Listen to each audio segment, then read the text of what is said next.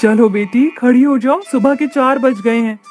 नहीं माँ, मुझे अभी नहीं उठना, बहुत जोरों से नींद आ रही है। सारी रात तो गर्मी में पसीने बहा कर ही निकाल दी। सुबह के समय ही थोड़ा सा ठंडा मौसम होता है। अगर तुम नहीं उठोगी तो हम भूखे पेट ही चले जाएंगे अपने काम पर। उर्मिला इतना कहकर कुएं से पानी निकालने के लिए चली जाती है। उसके बाद गौरी अपनी नींद से जागती है। काश कि ऐसा होता कि जब मैं मन करता तब उठती, लेकिन माँ मुझे रोजाना सुबह उठा देती हैं। गौरी इतना कहकर उठ जाती है और अपने माँ के निकाले हुए पानी से पूरे घर की साफ सफाई करती है और उसके बाद लकड़ियाँ इकट्ठा करके चूल्हा जलाती है। एक तो अब सारा दिन गर्मी में मरना ही पड़ेगा, ऊपर से सुबह जब ठंडा ठंडा मौसम होता है तो माँ और पिताजी के लिए मुझे खाना बनाना पड़ता है। गौरी चूल्हे पर खाना बनाते हुए अपने आप से ये कह रही थी। गौरी बड़ी तो हो गई थी लेकिन अभी तक उसे खाना बनाना नहीं आता था। आज फिर चूल्हे पर रोटियां जल गई। माँ ने देखा तो मुझे बहुत डांटेगी, ऊपर साफ साफ रोटियां धर देती हूँ। गौरी ऐसा सोचकर थोड़ी बहुत साफ बनी हुई रोटियां प्लेट के ऊपर कर देती है और जली हुई रोटियां साफ रोटियों के नीचे कर देती है। जिसके बाद वो अपने माँ और पिता को खाना देने जाती है। माँ आप खाना खा लो, उसके बाद मैं आप लोगों के लिए और खाना बना दूंगी, काम पर भी खा लेना। गौरी की बात सुन सुंदर और उर्मिला थोड़ी थोड़ी सब्जी लेकर दोनों खाना खाने लगते हैं। उस समय तो उर्मिला रोटी देखकर कुछ नहीं कहती। जब वो खाना खा लेते हैं तब गौरी उनके लिए टिफिन में खाना बांध देती है। देती है, ये लो माँ पिताजी, मैंने आपके लिए टिफिन बांधा है। इतना कहकर गौरी अपने माता पिता को टिफिन दे देती है। जिसके बाद उर्मिला और राजेंद्र दोनों अपने काम पर पहुंच जाते हैं। वो बेचारे बहुत गरीब थे और दिहाड़ी मजदूरी करके अपना घर का गुजारा किया करते थे। दोपहर में मजदूर लोग एक साथ बैठकर खाना खाने के लिए साथ में बैठते हैं और अपना अपना खाना खोलकर खाने लगते हैं। देखो उर्मिला, वहाँ पर सभी लोग अपना अपना खाना खाना शुरू कर चुके हैं।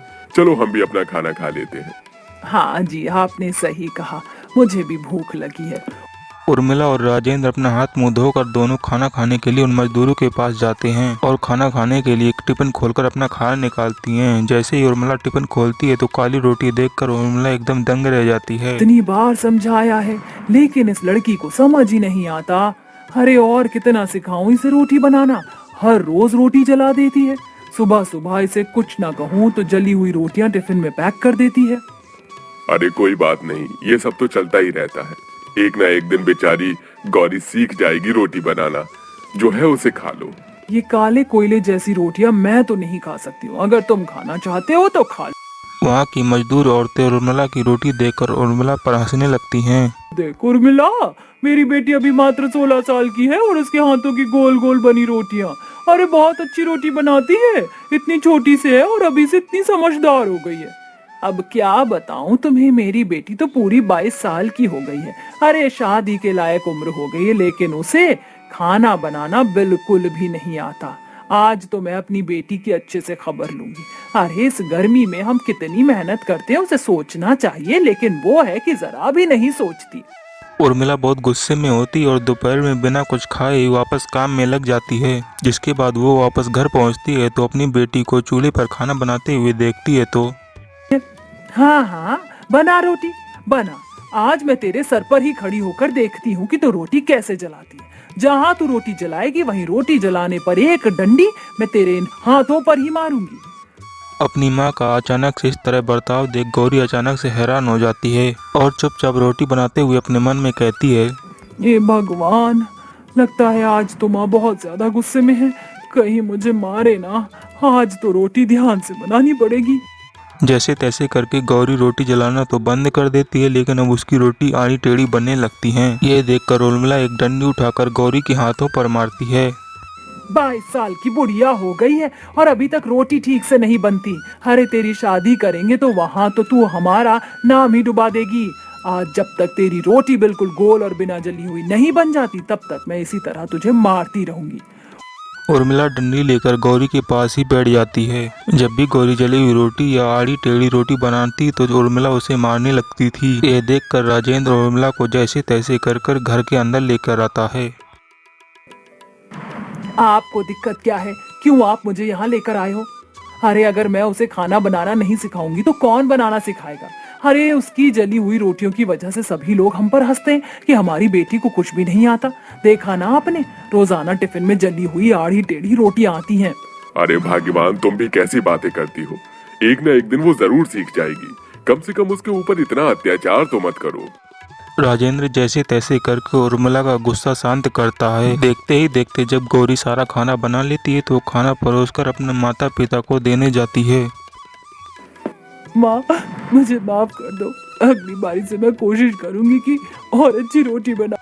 गौरी को रोता हुआ देख उर्मिला उससे कुछ नहीं कहती। उस रात भी उर्मिला खाना नहीं खाती और ऊपर से गर्मी की वजह से उर्मिला को नींद नहीं आ रही थी। हे भगवान, तू मेरे साथ ये कैसा खेल खेल रहा है।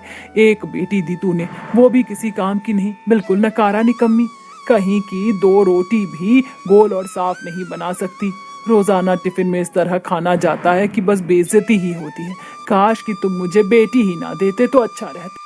उर्मिला ऐसा सोचकर सो जाती है और अगले दिन सुबह उर्मिला जल्दी उठकर अपने लिए खाना बनाती है और अपने पति के लिए खाना बनाकर काम पे चली जाती है। उर्मिला और राजेंद्र के जाने के बाद जब गौरी उठती है तो सुबह के 7 बज चुके होते हैं। अरे ये क्या, माँ और पिताजी काम पर चले गए। उन्होंने आज मुझे उठाया भी नहीं। ये सब मेरी ही वजह से हो रहा है।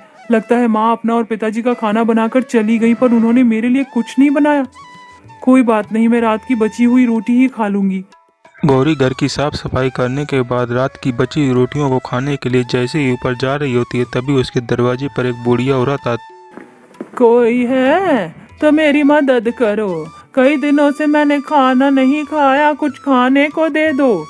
बूढ़ी औरत की आवाज सुन गौरी अपना बचा हुआ खाना घर के बाहर ले आती है। ये लो अम्मा, खाना खा लो। बूढ़ी औरत गौरी का दिया हुआ खाना खाती है और उसकी शक्ल देखकर कहती है, क्या हुआ? तुम बड़ी परेशान नजर आ रही हो।